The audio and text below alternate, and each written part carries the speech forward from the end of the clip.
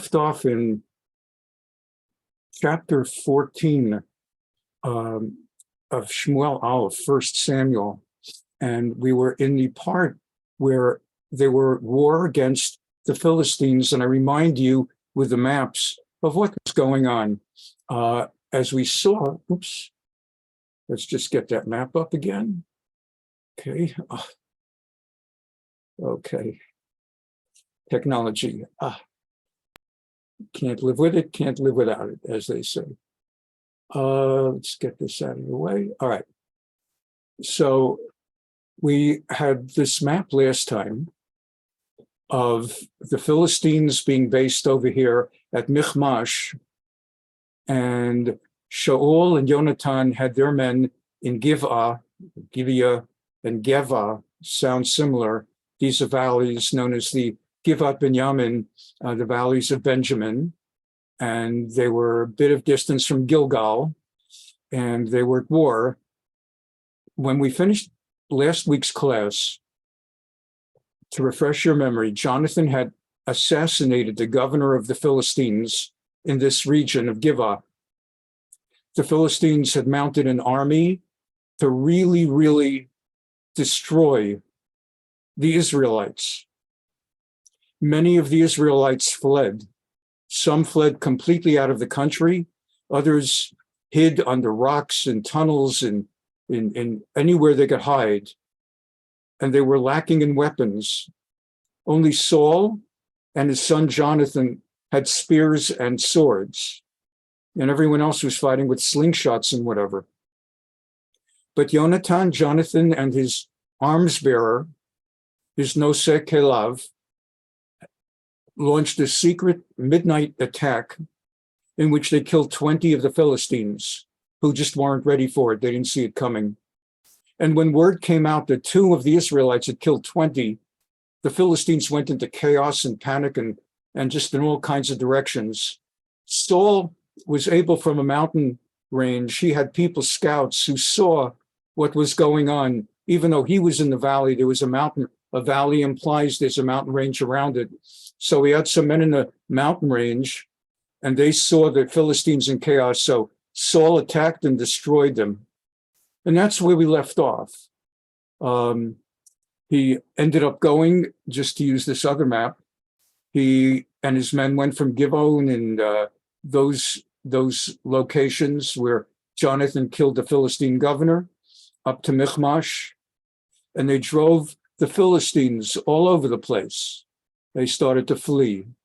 Okay, that brings us back to the text. Let's just get to that text. Okay. Now, as they were at war, the Philistines, Saul had said, we have them on the run. I don't want to lose the momentum. No one is to stop to eat anything.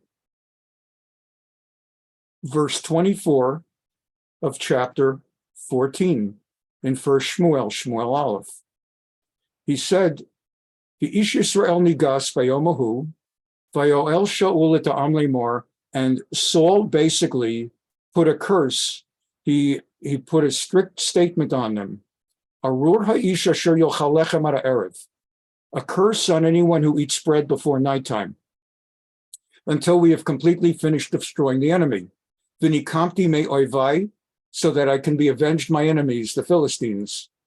And as king of Israel, if he puts a curse, it means he actually can order someone to be executed.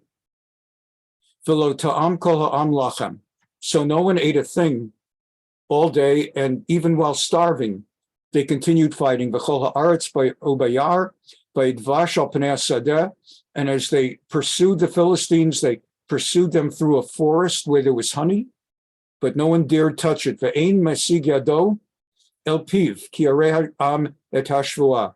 No one dared put any of that honey to their lips because they were terrified of the vow. The people vowed the oath, feared the oath that Saul had put on them. But Yonatan, his son Jonathan, who had gone separately with his noseh kelav, the guy who bore his weapons, had not heard the had not heard the curse and had not heard the order.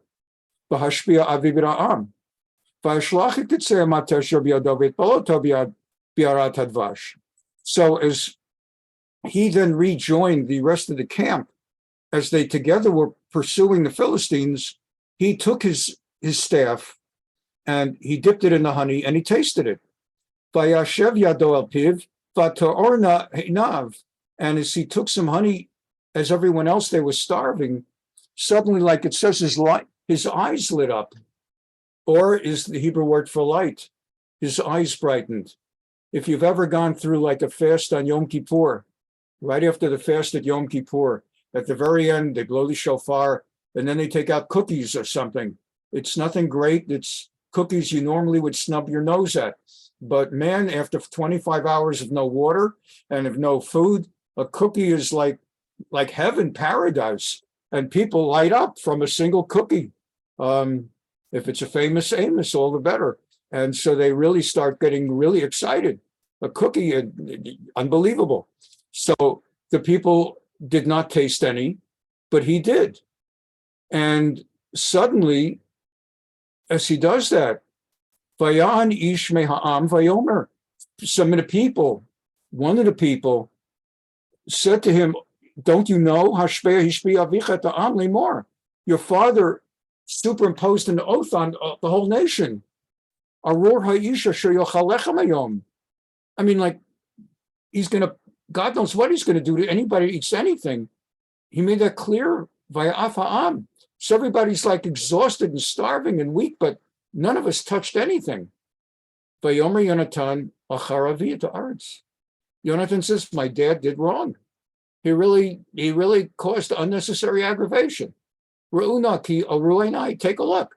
I had some honey. I mean, like I'm refreshed. My eyes lit up. Af kilo achal hayom am mishlalo evav asher motza kiatalo raftama kaba b'lishtim. If everybody would have been able to eat a little bit, given how effectively everyone fought them starving, imagine if everybody had been able to eat a little bit. We would have wiped out the Philistines completely. Now,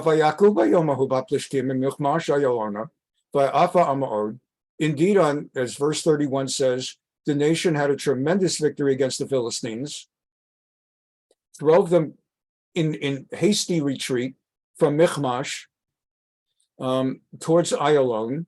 So let's see, Michmash to Ayalon. Let's take a quick look and see what that might be here. So they fled from Michmash all the way out to get out as far as they could away from the Jewish army. And so they fled.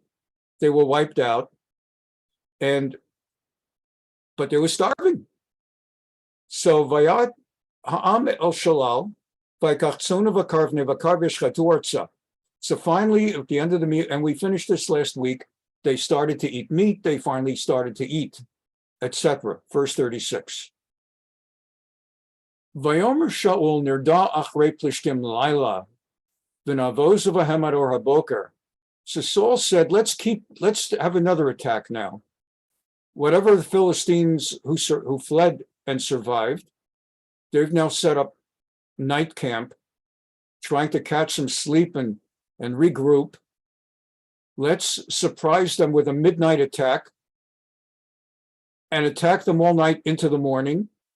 Nobody will be left. We'll wipe them all out. And so the nation said, let's do it. Now, you will recall from last class, I brought to your attention the difference of Saul and King David, that before David would launch an attack, he would go to the high Kohen, the Kohen Gadol, and would ask of the Urim and Tumim. I showed you the breastplate with the 12 precious stones representing the 12 tribes of Israel, and they would light up when the paper, the parchment that had the Urim and Tumim inside the breastplate. So I showed it to you just again to refresh your memory from last week. We took a look at it and we saw, let's see if I can pull it up really quickly. The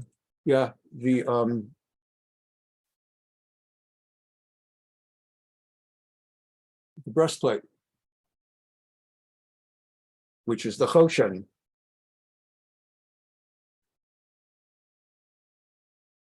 Just leave it at Choshen. It'll pick up the right one, the Choshen breastplate. There we go. And we'll pick up an image of it. There we go. And I showed it to you last week. And what would happen is there were precious stones, and they lit up, let's use the term magically, by divine grace. Someone would ask a yes-no question of God, not any someone, the king or the elders. They would ask it of the Kohen Gadol, the high priest. He would inquire according to the formula that he knew how to ask a question to get an answer from God. And he knew how to read the respective lights as they lit up. And so as a result of that, we learned last week that when King David went to battle, he first inquired of God, should I attack the Philistines? Should I do this? Should I do that? And we saw that by contrast, Saul was in a rush. And last week, for example, he offered sacrifices before the prophet Samuel got to the appointed location. And that caused an issue. So once again, we see here that Saul is in a bit of a rush because the king of Israel, it's not like that today. Nowadays, the Israeli cabinet meets, the security cabinet, the prime minister decides, are we going to attack the terrorists in Gaza Strip? But in those times, you had to ask of God through the Urim and Tumim whether an attack should be done. So he said, let's do a midnight attack and finish them off. Vayomer HaKohen. And the high Kohen said, actually, first, we should first ask God. Nikrava halom el ha'elokim. We first should ask God. And Saul accepted that. He deferred. Vayishal Shaul be'elokim. So Saul asked God through the Kohen Gadol, the high Kohen, through asking through the Urim and Tumim of the breastplate, ha'ered acharei plishtim. Shall I now go and attack the Philistines? And a second yes-no question, hatitneim biyad Yisrael. And assuming the answer to the first question is yes, will you deliver them to the Jews? Will we succeed? V'lo anahu bayomahu. And there was no response from God through the Kohen and the Urim and Tumim, which is very surprising. When the king would ask a question of God, that way there would be an answer. But here there was no answer. So Vayomer Shaul, Goshu halom kol pinot ha'am. Shaul said, there's something wrong. God is angry. It's a sign that God is angry if he's not communicating, responding to a question of the king through the Kohen. Gather the entire nation. We're going to have to find out who sinned against God, or who sinned. Uda'u ura'u, let's see, b'mehayata chatat ha'zot hayom. Let's all the chiefs get together and know who sinned this day. Ki chai Hashem ha'moshiach Yisrael, kim yeshno b'Yonatan b'ni. He's saying basically that he swears. He swears in the name of God that even if it's his son Jonathan, whoever it is, kimot yamut. If there's some person who so angered God or who sinned to the degree that God will not answer my query at the Urim and Tumim, then that person shall surely die, even if it's my son Jonathan. And so a question was asked through the Urim and Tumim, who in Israel? And there was no answer when the question was posed with the presence of all 12 tribes. So Vayomer el kol Yisrael attempt you le'ever achad v'ani Yonatan b'ni niel le'ever achad. Saul inferred that there was some wrongdoing by him or by Jonathan. So he told the entire nation, I want everyone else to retreat, back away. And this question that we're posing now to God through the Urim and Tumim does not include the rest of you, but simply as between Yonatan and me, did one of us do wrong? Vayomer Shaul el Hashem Elokei Yisrael. Saul said to the Lord God of Israel, tell me, Havatamim, let me know. Yonatan and Saul, there was like a lottery. And the people stepped aside. They were not included. Vayomer Shaul, hapilu beni uvein Yonatan beni. Let there be like a lottery. Draw lots between Jonathan and me. Vayilached Yonatan. And Jonathan's name came up in the lot. That is to say, it was found by this divine method that it was something that Jonathan did or did not do that now was prompting God not to respond to Shaul's question whether he should attack the Philistines and whether God would hand the Philistines over. So Vayomer Shaul Yonatan agida ma'asita. So Shaul says to his son, tell me, what did you do? And Jonathan says, I had some honey. I had some honey. I understand what the punishment was. I stand ready to die. I certainly tasted a little honey with the end of the rod that was in my hand. Here I am. And he submits himself to be executed. Puts Shaul in a terrible spot. And he says, Ko yaseh Elokim b'cho yosif. All right. So that's what we're going to have to do. I made a vow to God. Whoever eats anything before the battle is over, you're the one who, what can I do? Mot tamut Yonatan. My son Jonathan, he says, you surely shall have to die, Yonatan. And the nation is a nation pleaded with the Shaul, the king. You can't do this.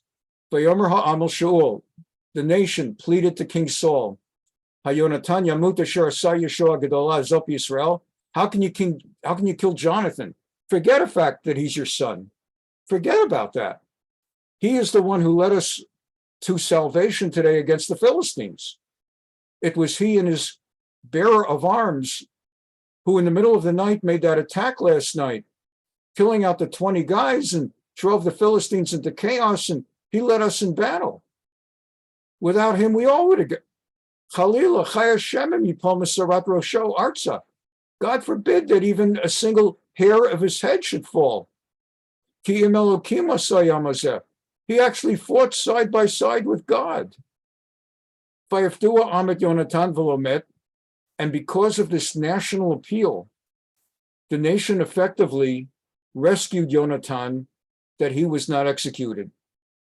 And Saul relented. And he went into battle. And he went to battle against the Philistines. Philistines retreated to their battle site, and it was quite a war. And he defeated them. And he defeated them roundly. And so in defeating them, he was fighting, it was his fate, his destiny as king of Israel, that he constantly was at war with the Philistines. It's like the way that for the Cold War, for how many years was the United States at war in a Cold War with the Soviet Union?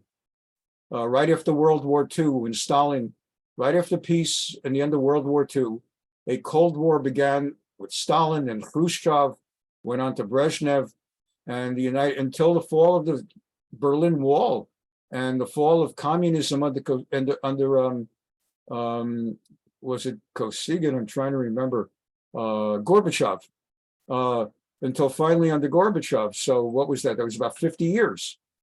So the United States, the likes of Nixon and Ford and Reagan and Bush, and they all faced an ongoing war with the Russians until the fall of the Berlin Wall and the end of communism. And so in the same way, it's the way Israel, unfortunately, with the Arabs. And in the same way, Saul, throughout his royal reign, through his dynastic reign, always found himself at war with the Philistines, but he defeated them in battle. And he defeated them heartily. V'sha'ol achad hamalucha al Yisrael. And by being successful in battle, he was able to establish himself as king over Israel. That is to say, he had already been anointed by Samuel. There already had been the public gathering at Gilgal, where he didn't wait long enough for Shmuel, but in the end, Samuel nevertheless confirmed he is the king. But still, there were doubters that they accepted he's king, but they weren't all thrilled. Once he became successful in battle, they developed a greater sense of, we like him. We accept he's a worthy king. Give you an example. Just a month ago, polls in Israel, Netanyahu was falling in the polls. His government was falling in the polls, gaining some unpopularity because of one or two legislative initiatives going on right now in Israel. I don't want to take the time to get into that whole thing about the judicial reform. I don't want to get into that now. But he was going down in the polls. He had just been elected half a year ago, very popular. His government had a strong victory. And then suddenly the polls turned on him because I don't want to get into it. So anyway, about last 3 weeks, the Arabs in the Gaza Strip and elsewhere have been committing one after another act of terror. There have been about 7 or 8 acts where they've killed individuals or like 2 or 3 members of a family. And in a small country like Israel, that's like a national thing. In the United States, how many people get killed every day in Los Angeles or in New York City? It doesn't even get in the newspapers. By contrast, one person gets killed in Israel, it's a national news story. In the United States, how many people have car accidents where there are road deaths every day? Israel, you get a car accident resulting in a road death, and it becomes like a page 2 story in all the papers, even if it's like 2 people. So anyway, Israel, finally the Israeli cabinet, the security cabinet, about a week and a half ago, met and decided, that's it, we got to do something. And they launched an operation, I think they called it Operation Arrow and Shield or something like that. And Chetzah Magen, something like that. And in the last week and a half, I don't know if you caught the news here, but they have targeted the 6 top leaders of Islamic Jihad. There are 2 main groups in Gaza, Hamas, they're better known, and Islamic Jihad. They're the breakaway terrorist group who are angry that Hamas is not terrorist enough. And what happened in the last week and a half is that Israel has assassinated all 6 top leaders of Islamic Jihad. The whole leadership is wiped out now. And so it's quiet. They came back and they shot 800 rockets into Israel, literally 800 rockets, but Israel's got that Iron Dome. And what ended up happening was about 100 or so, or 50 of the rockets that they shot from Gaza never reached Israel, and it ended up landing in Gaza and ended up killing Muslims, Arab Muslims in Gaza. And the rockets that got into Israel, the Iron Dome is structured in a way that it quickly determines by the trajectory of the incoming rocket whether it's going to land in a populated area or an unpopulated area, because those rockets are not guided, they're not smart rockets, so to speak. And therefore, since each defensive ballistic missile that each Iron Dome rocket that goes up to shoot down the Arab rocket costs like $1 million. So to save the money, you don't have to spend on 800 rockets if you only need, let's say, 100. Still a lot, but you could save $700 million.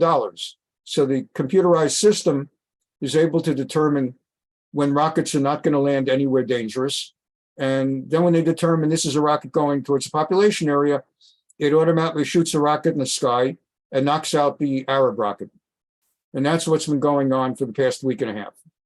And so they just did some polls the last day or two after they killed the top 6 leaders of Islamic Jihad. All of a sudden, Netanyahu bounced back in the polls. All of a sudden, he's popular again. So the same people that were kind of souring on him, oh, he's killing the leaders of Islamic Jihad, we like him. We don't want to lose him as the prime minister. Keep him there. Why am I going into all of this? That's what happened with King Saul. As soon as he goes and defeats the Philistines in battle, well, yesterday they're hiding behind rocks, behind tunnels, they're hiding in the water, they're hiding anywhere they can hide. Now suddenly he's killing them out. We like him. He's established. So he became established. That ensconced him as an even stronger king. He ended up going to war against all of Israel's neighboring enemies. And all these countries were enemies. Moab, Ammon, okay, Moab, Ammon, Edom, Malchit-Sova, and the Plishtim and the Philistines. And wherever he turned, he put them to worse. It's a biblical way of saying he whooped them. Uvechol asher yifnei yarshia, he destroyed them. Vayas Chayil, and he fought further, Vayachet Amalek, and he destroyed the Amalekites. He defeated them greatly.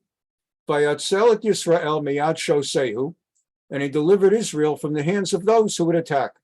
Let's get a good handle again on what we're talking about. We said Moab, Ammon, Edom, Philistines.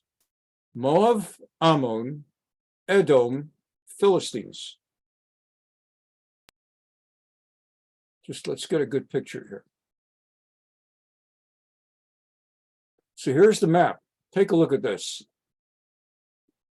Moab, Ammon, Edom, Philistines.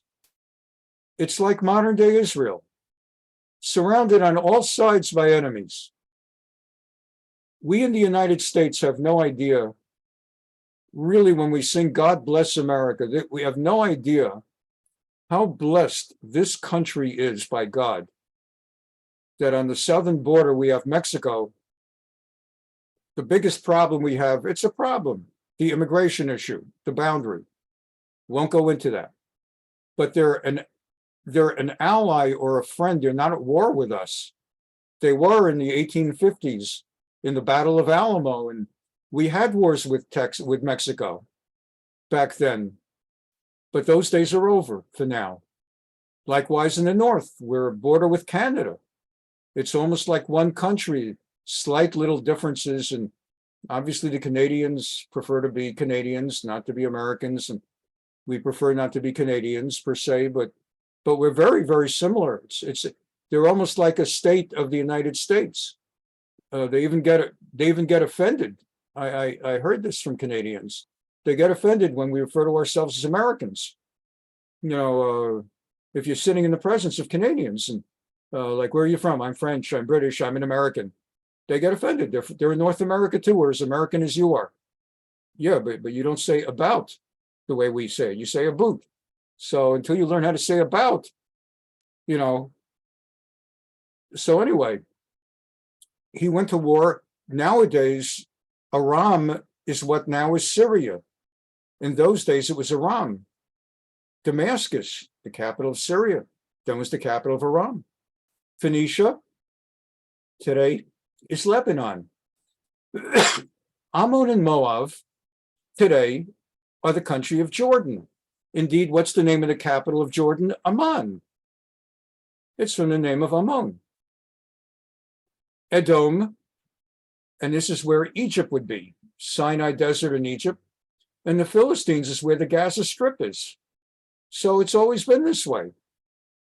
In order for Israel to exist as a Jewish country, it's always got to be surrounded by enemies, unfortunately. You're lucky from time to time, there are generations when we're at peace with this one, we're at peace with that one. Since 1977, there's been a cold peace with Egypt. There's been a cold peace with Jordan. But, you know, they're still enemies. They still vote against Israel, every single vote in the United Nations. So King Saul, we just read, throughout his reign as king, had to go to war against all these countries, Ammon, Moab, Edom, and constantly with the Philistines, and thereby secured his authority and the respect of the nation. Okay. And finally, the chapter ends by just mentioning to us members of his family, names that'll come up again. So we're being introduced to his family. He's got 3 sons so far: Yonatan, Yishvi, and Malki-Shua. Yonatan, Ishvi, and Malki-Shua. The one who's famous, of course, is Yonatan, Jonathan. Jonathan will become a real BFF, best friend forever with David. It's going to be a terrible,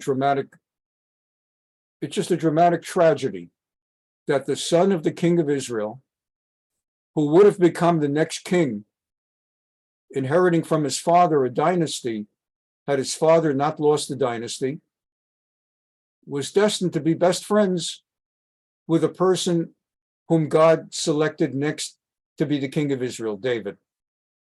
And Jonathan was never jealous.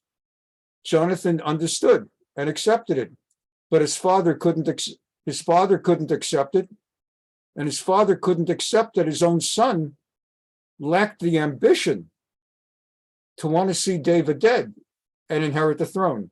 And we'll learn more about that as the storyline goes on. So Saul has 3 sons and 2 daughters. And his 2 daughters, the oldest was named Merav. I don't know if you've ever heard that name, but it is a modern Israeli name also, Merav. So often spelled in English, M-E-I-R-A-V, Merav. And the younger one is Michal. Michal. It's different from the Hebrew name for a boy, Michael, which is Michael. A girl, Michal. Okay. And his wife's name was Achinoam. And the name of the chief of staff of his army was Avner. Avner. Avner was transliterated by King James. The people who did the King James Bible is Abner. And there was war against the Philistines all the days of Saul.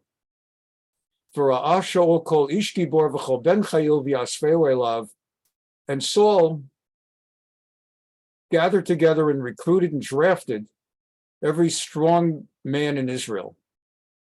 And what I'm going to do also for a moment is I'm just going to take on the slightly more contemporary translation.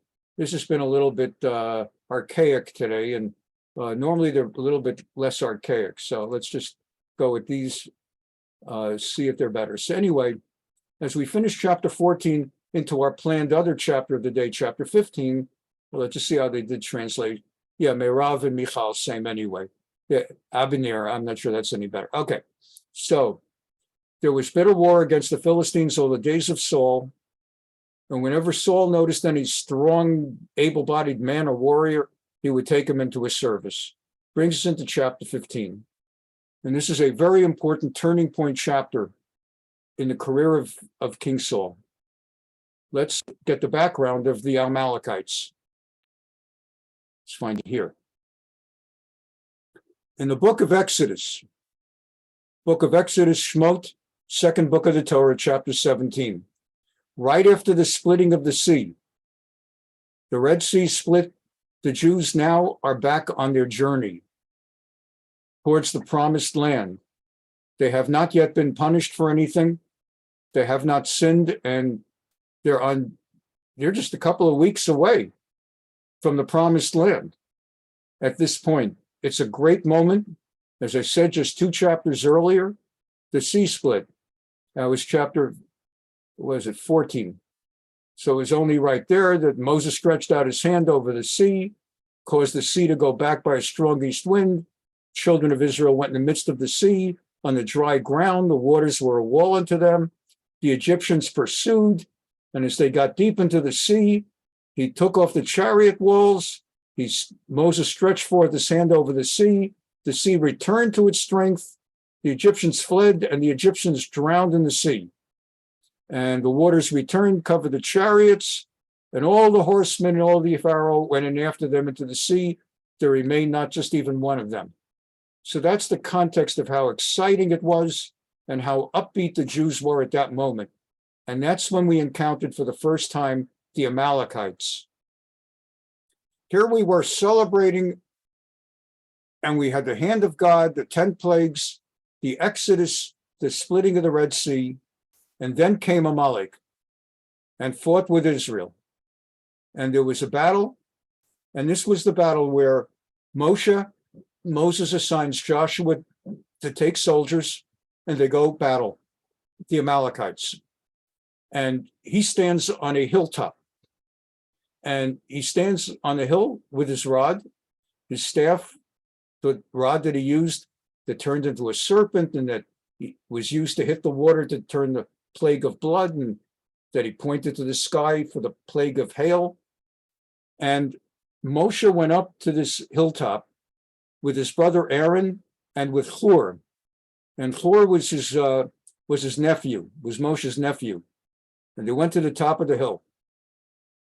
And whenever Moshe held up his hand, Israel prevailed in battle. They were in the valley fighting the Amalekites, looking up at the hill.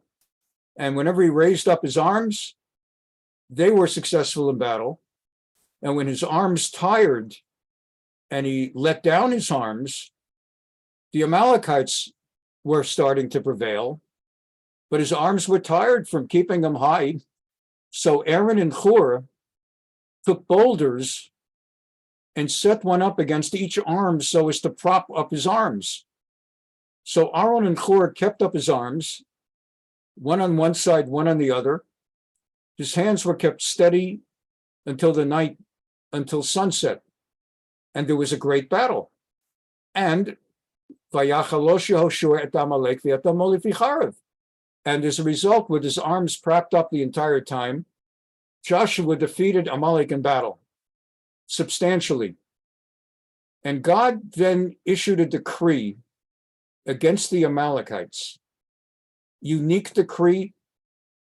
No other nation, no matter how much of an enemy, had upon it the decree like the Amalekite decree. Vayomer Hashem Moshe. God said to Moshe, Ketov zod zikaron b'sefer. Write this in the book, that it should never be forgotten. V'simba asnei Yehoshua, and let Joshua know this as your number 2. Ki macho emche et zecher Amalek mitachat hashamayim, that I shall utterly blot out the remembrance of Amalek from under heaven. God said, the hand upon the throne of the Lord will have war with Amalek from generation to generation. Not only does that take place as we're first coming out of Egypt, and that's way before the punishment came from God that the Jews would have to wander 40 years in the desert before entering the promised land. But at the very end of the 40 years, on the eve of coming into the promised land, as we get to the end of the Torah, the 5 books of Moshe, the book of Devarim, the book of Deuteronomy, chapter 25, very close to the end, God reminds him,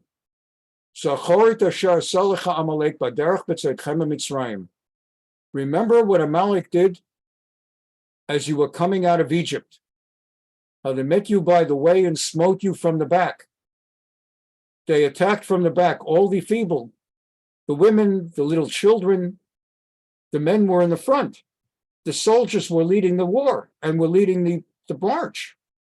And that's how it would be with nations. And they attacked you from behind. When you were weak, you were weary, and let it be. When the Lord God gives you rest from all your enemies about you in the land, in other words, when you're finally able to go beyond this 40-year trek through the Sinai wilderness, and you went to the promised land, and it'll be v'hayam aniach Hashem Elokecha lecha mikol oyevecha misaviv ba'aretz asher Hashem Elokecha neten lecha nachal al rishta. When you finally have rest from all your enemies about you, and as we just saw on that map, that's Ammon and Moab and Edom and the Philistines, in the land which the Lord your God gives you for inheritance, so that you finally have some peace, turn your focus. Timcha etzecha Amalek mitachat hashamayim lo tishkach. At that point, you shall blot out the memory of Amalek from under heaven. Do not forget. And so that's this moment in time. At this moment in time where we are right now, chapter 15 of Shmuel Aleph, 1 Samuel, having defeated Edom, Moab, Ammon, Philistines, God has Samuel the prophet, Shmuel, redirect Saul, Shaul. This is the moment to wipe out Amalek. Vayomer Shmuel el Shaul, Oti shalach Hashem limshachacha lemelech al amo Yisrael. Prophet Samuel says to King Saul, God sent me to anoint you to be king over Israel, and therefore atah shma lekol devrei Hashem. Now hearken to the word of God. This is what God says. Thus saith the Lord, Kol amar Hashem tzvakot, Plakadati et asher asa Amalek liYisrael. I have never forgotten. Pakod means I have taken an account, and I remember. I have taken an account, and I remember what Amalek did to Israel, setting himself against you when Israel came out of Egypt. Asher samla b'derech ba'aloto miMitzrayim. We just went through it. Now is the moment. Ata, now, lech v'hikita et Amalek v'hacharamtem et kol asher lo v'lo timchol alav. Go and wipe out Amalek. Show them no mercy, because they will not wait until they destroy you. Wipe them all out, everyone. Mishor v'yadsa, migamal v'yad chamor. Even their oxen and their sheep and their camels and their donkeys, everything. V'yishama Shaul et ha'am, v'yafgadem bat la'im, matayim elef ragli. So Saul called forth the nation and told them, we now have the mission assigned to us by God through Prophet Shmuel Samuel to wipe out Amalek. He counted 200,000 men. V'aseret alafim et Ish Yehuda, and 10,000 from the tribe of Judah. Vayavo Shaul ad ir Amalek vayarev banachal. And Saul brought his troops, and they made war. Now, there was another nation in the area living side by side with them, the Canaanites, the Canaanite. And the Canaanites were the nation that descended from Moses or Moshe's father-in-law, Yitro, Jethro. Moshe had married Zipporah, the daughter of Yitro. And he was from Midian, and Canaanites, they were like one people. And so Saul said to the Canaanites, we're going to undertake a devastating war now against Amalek. We don't want to hurt you. Get away. And let me tell you, that's what Israel does now also. We just talked earlier, so I won't spend a lot of time. When Israel attacks, let's say the Hamas terrorists, the way they fight, whether it's Hamas in Gaza, whether it's in the so-called Palestine Authority in Judea, Samaria, where Mahmoud Abbas is, where Arafat used to govern till he died, the way they fight is they hide among women and children and civilians. It's their battle strategy. It's not even out of cowardice. It's out of battle strategy. They put Israel and her army in a horrible position. If you want to come and kill us, you'll have to kill hundreds of innocent women and children. And we're ready to sacrifice those hundreds of women and children because we don't care. It's not like Israel where a guy gets killed in a car accident and it's page 2 of Ma'ariv and Yediot Achronot. We don't care about 100 or 1,000 people killed if it serves our purpose. And so the newspaper pictures in tomorrow's New York Times or Washington Post or Le Monde or whatever the Times of London, the international newspaper pictures of Israel massacring and killing thousands of innocents, it's worth it to us for them to die because we have too many of them anyway. They're all hungry, get rid of them. And so it's a horrible thing Israel has been dealing with for the last 20 years, ever since they started that strategy. So what does that mean? They launched rockets. I mentioned they launched 800 rockets. Where did they launch them from? Modern day rocket launchers are portable. It's not like, I don't know, 30, 40 years ago where they were stationary, because it's like, if you've seen a modern day fax machine compared to a fax machine from 50 years ago, or a modern day computer, a laptop, a smartphone, compared to the first computers, same thing with rocket launchers. The original ones were gigantic and they were stationary. Now they're portable. And so what used to be, and still is they set up these stationary rocket launchers on the rooftop, on the flat rooftop of apartment buildings. So if Israel wants to drop a bomb and take out the rocket launcher, they have to take out the whole building. So they can kill hundreds and thousands, hundreds of civilians. They set up rocket launchers in the campuses of hospitals. If they could, they would do it in the hospital, but then the rocket couldn't come out. So they set it up in the outside campus. If you've ever been to a hospital, like where you do your parking or whatever, where you have to walk into the hospital. So they set up rocket launchers in hospitals. They set them up in public school playgrounds, places where if Israel tries to drop aerial bombs, which is the only way it could take out rocket launchers, because you can't send in people to do it, they'll get massacred.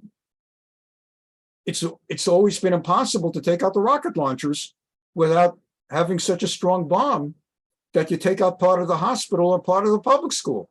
And then the next day, Rashida Tlaib and Ilhan Omar and all those anti-Semites come out and they talk about how Israel bombed innocent Palestinian hospital, innocent Palestinian school. Now what's happened, it's going to be very interesting to see how things unfold in the next months, in the next year or two, because Israel now has developed such a high level of technology that it now can send rockets with such pinpointed accuracy that a year ago, they killed a guy in his bedroom in the Gaza Strip. They actually they had a plane up and it sent a rocket, almost like in a cartoon. Do you remember cartoons? Like a rocket would come down, it's pointing for Bugs Bunny, or it's pointing for the Wile E, what's his name? Or the other one, Wile E. Coyote, or whatever, and the Roadrunner. And so, and then the Roadrunner was so fast, and the rocket would follow the Roadrunner. That's it's unbelievable. The rocket came down, and it's not like the guy was sleeping that the guy's bedroom was in the top floor. It was like in the fourth floor of an 8th-floor building, and the rocket went into the 4th floor. It was like a cartoon. Went right for his bedroom, blew him up, and nobody else got hurt.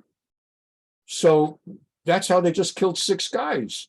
And now we got to see what Hamas comes up with, because they used to be able to count on it, that their guys would hide in an apartment building. Now the rocket just gets them. So you're talking about pinpointed accuracy. Okay. So here what you have, Israel would always send out flyers. They actually would drop from aerial planes before bombing an apartment building or a hospital back area or a public school area. They would drop thousands of leaflets warning, we are going to be dropping a bomb in the next 5 minutes to take out the rocket launcher. Get out fast. You have 5 minutes to get out. And there was a lot of debate in Israel that you're giving up your surprise because you're enabling that the rocket launchers are too stationary. They couldn't move them, but you're giving them time to set up anti-aircraft, portable anti-aircraft. You're giving away some of your surprise. And some of these buildings, you had Arab terrorists, and it gives them a chance to get out. Well, Saul told the Canaanites, get out. We don't want to hurt any of you. L'chu saru redu mitoch Amaleki pen osifcha imo va'ata asita chesed im kol bnei Yisrael ba'alotam mitzrayim. He's saying, you were always good to the Jews. You're the family of Jethro, the father-in-law of Moses. Don't want to hurt any of you.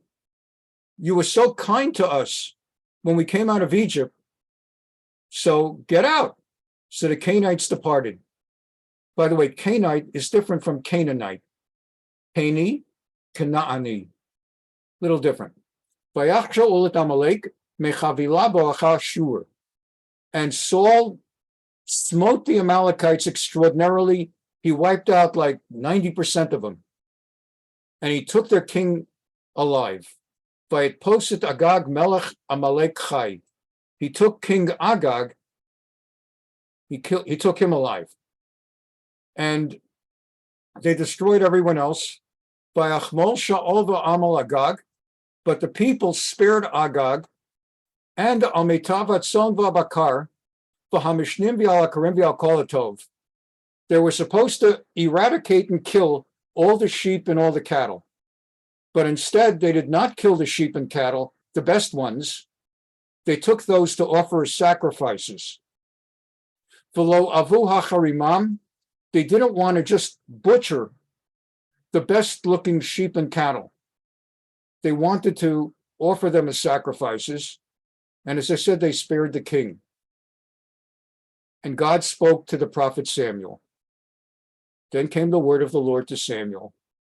Nichamti ki himlachti et Shaul melech. I regret that I ever designated Saul to be king of Israel. Ki shav me'acharai ve'et devarai lo hikim. He failed. He turned away from my command. He failed completely to fulfill my command. He spared King Saul. He spared King Agag. He spared those sheep and those cattle. But Shmuel, it really hurt Samuel the prophet because Samuel was emotionally invested in Saul. Samuel had not selected Saul to be king, but God had appointed Samuel to anoint the king of Israel. And Samuel, there was a connection. He felt a connection. And now he's being told that Saul is he's just not going to cut it.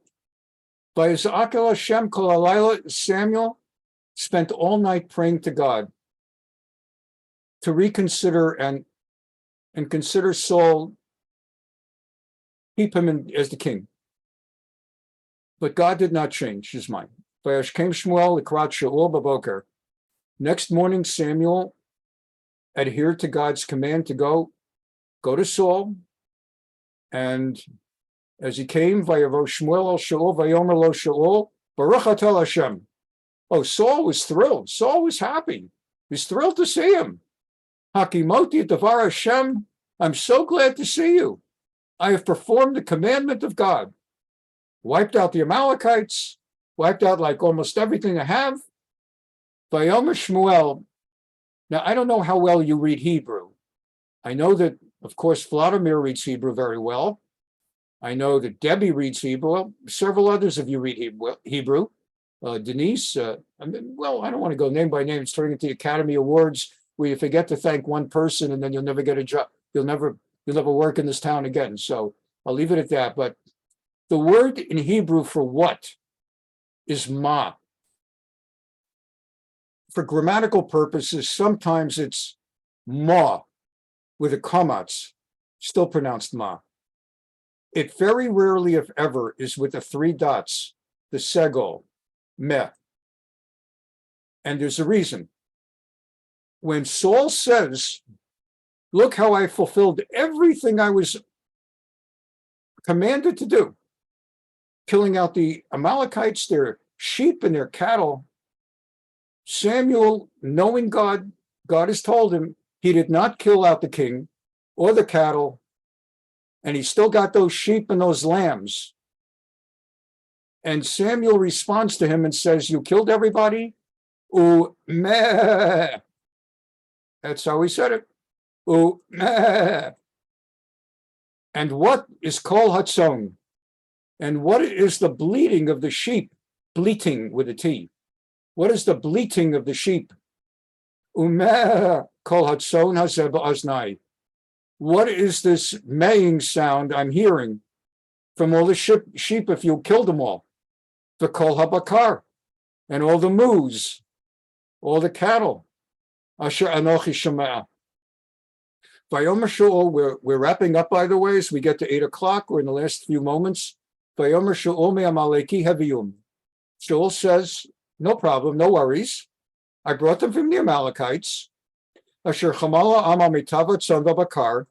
The nation, the people, they spared the best of them. L'man zavoach l'Hashem Elokecha, for the purpose of sacrificing to God. So that's it. But hayoter hachramnu, but all the rest we wiped out. And Samuel says, Vayom Shmuel Shaul, oh my goodness, let me explain to you.